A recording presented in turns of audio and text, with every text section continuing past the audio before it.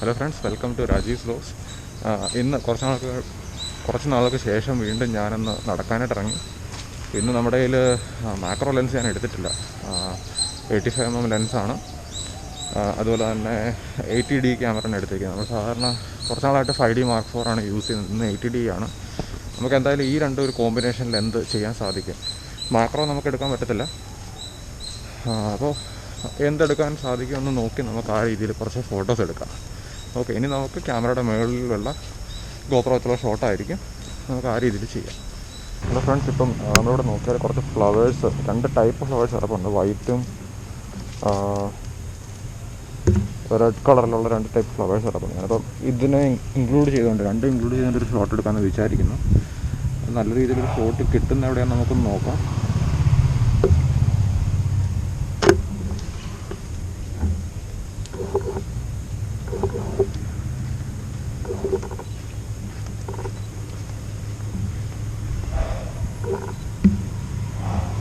നമുക്കപ്പോൾ പുറകിൽ ആ ഫ്ലവേഴ്സ് കിടക്കുന്നതിന് നല്ലൊരു ബൊക്കെ കിട്ടുന്നുണ്ട് നമ്മുടെ 85mm ലെൻസിൽ.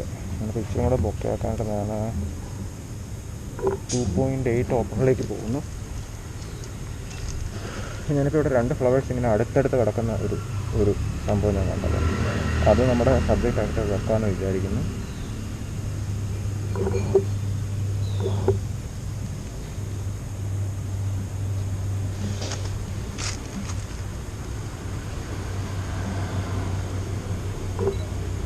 ഓക്കെ, അത് സബ്ജക്റ്റായിട്ട് വെക്കി ഒരു അടിപൊളി ബൊക്കെ നമുക്ക് കിട്ടുന്നുണ്ട്. നമുക്ക് ഓക്കെ, ചെറുതായിട്ട് ഓവർ എക്സ്പോസ്ഡാണ്. ചെറുതായിട്ടൊന്ന് എക്സ്പോഷർ കറക്റ്റ് ചെയ്യാം. ഓക്കെ, ബാക്കി നമുക്ക് ലൈറ്റ് റൂമിൽ ചെയ്യാമെന്ന് വിചാരിക്കുന്നു. വലിയതായിട്ടൊന്നും ചെയ്യാനില്ല. ഇച്ചിരി ഫ്രണ്ട് എലമെൻറ്റ്സ് ഞാൻ കീപ്പ് ചെയ്യുന്നുണ്ട്. അതുപോലെ ബാക്ക് എലമെൻറ്റ്സും ചെറുതായിട്ട് കീപ്പ് ചെയ്യുന്നുണ്ട്. ഒന്നും കൂടെ ഫ്രണ്ടിൽ ചെറിയൊരു ഇല ഞാനൊന്ന് മാറ്റി. ഓക്കെ,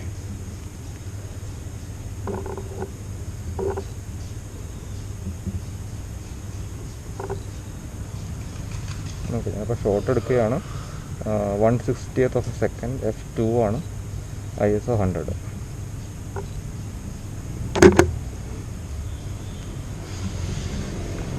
ഓക്കെ, നമുക്ക് നല്ലൊരു ഷോട്ട് കിട്ടിയിട്ടുണ്ട്.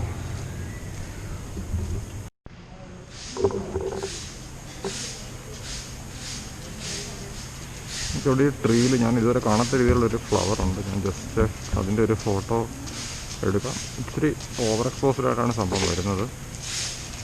എക്സ്പോസ് ഇച്ചിരി കുറച്ചിട്ടാണ് എടുക്കുന്നത്. പിന്നീട് ലൈറ്റ് റൂമിൽ ഓക്കെ ആക്കാമെന്നുള്ള രീതിയിൽ f2 എടുത്തിട്ട് നമ്മൾ ഉദ്ദേശിക്കുന്ന ഒരു ബാക്ക്ഗ്രൗണ്ട് പോലെ കിട്ടിയില്ല. ഞങ്ങൾ ഒന്നും കൂടെ 1.8 മാക്സിമം നമ്മുടെ അപ്പുറത്തൊരു ഓപ്പൺ ആക്കിയിട്ടാണിത് ഷൂട്ട് ചെയ്യുന്നത്.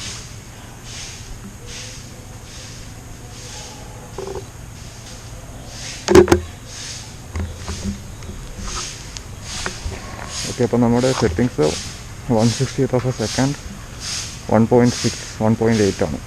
ISO 100. ഓക്കെ, ഞാനിപ്പോൾ ഒരു എക്സ്പെരിമെൻ്റൽ ബേസിലുള്ളൊരു ഫോട്ടോ ആണ്. നല്ലതായിട്ട് വരുമെന്ന് നമുക്കറിയത്തില്ല. ഇതിനകത്ത് ഇച്ചിരി ഗാർബേജിൻ്റെ അംശങ്ങൾ വന്നിട്ടുണ്ട്.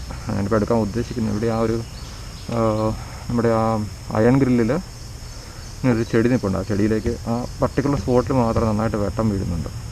ഓക്കെ, അപ്പോൾ അങ്ങനെ ചിത്രം എടുക്കാം. ഫോട്ടോഷോപ്പിൽ പറ്റിയാൽ ആ വേസ്റ്റിൻ്റെയൊക്കെ ആ ഒരു പോർഷൻ നമുക്കൊന്ന് ഡിലീറ്റ് ചെയ്യാമെന്ന് വിചാരിക്കുന്നു. പിന്നെ അപ്പോൾ ആ ഷോട്ട് എടുക്കുകയാണ്.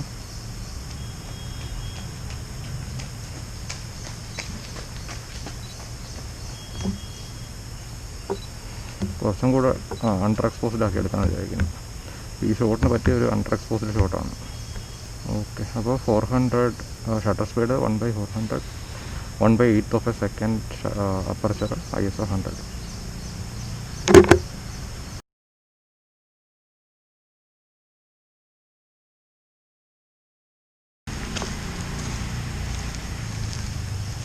ഇതൊന്ന് സ്പോട്ട് മീറ്ററിങ് ഇട്ട് കഴിഞ്ഞാൽ കുറച്ചും കൂടെ ബെറ്റർ ആയിരിക്കും നോക്കുന്നു. ഇപ്പം സ്പോട്ട് മീറ്ററിങ് മിഡിലേ വരത്തുള്ളൂ. അങ്ങനെ ഒരു പ്രശ്നമുണ്ട്. നമുക്ക് എന്തായാലും നമ്മുടെ LCD സ്ക്രീൻ നോക്കി നമുക്ക് അഡ്ജസ്റ്റ് ചെയ്യാം. ഓക്കെ, 400 1/1.8 ISO 100 തന്നെ. ലൈറ്റ് ഇച്ചിരി കുറഞ്ഞിട്ടുണ്ട് പെട്ടെന്ന്. അപ്പം നമുക്ക് അതിനനുസരിച്ചൊന്ന് അഡ്ജസ്റ്റ് ചെയ്യാം. നമുക്കത് കിട്ടിയില്ല സംഭവം. സൂര്യപ്രകാശം പോയതുകൊണ്ട് നമുക്ക് ആ ഒരു ഷോട്ട് മിസ്സായി. അപ്പോൾ ഞാനിച്ചിരി മുമ്പോട്ടൊന്ന് പോയപ്പോഴത്തേക്കിനും സൺറൈസ് വീണ്ടും വന്നു സൺലൈറ്റ്. നമുക്ക് ജസ്റ്റ് ആ ഷോട്ട് ഒന്നും കൂടെ എടുക്കാം. ഇതും ഇച്ചിരി അൺട്രാൻസ്പോസ്ഡ് ആയിട്ടാണ് എടുക്കുന്നത്. ലൈറ്റ് കൊണ്ട് നമുക്കങ്ങനെ കളിക്കുക എന്നുള്ളതാണ് ഇന്നത്തെ പരിപാടി.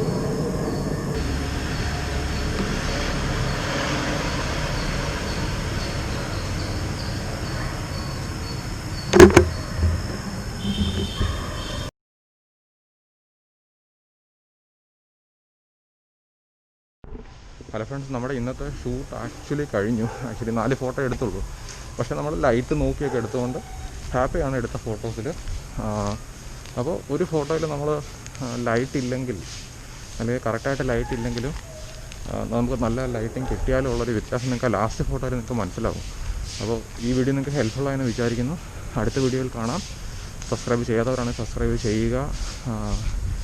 നമ്മളുടെ ഗിവ് അവേ ഒക്കെ കിടക്കുന്നു. 30,000 ആകണമെങ്കിൽ നമുക്ക് ആ ലെൻസ് ഗിവ് അവേ കാണത്തുള്ളൂ. അതൊക്കെ ഓർക്കുക. ചാനൽ സബ്സ്ക്രൈബ് ചെയ്യുക. അടുത്ത വീഡിയോയിൽ കാണുന്നവരെ ബൈ.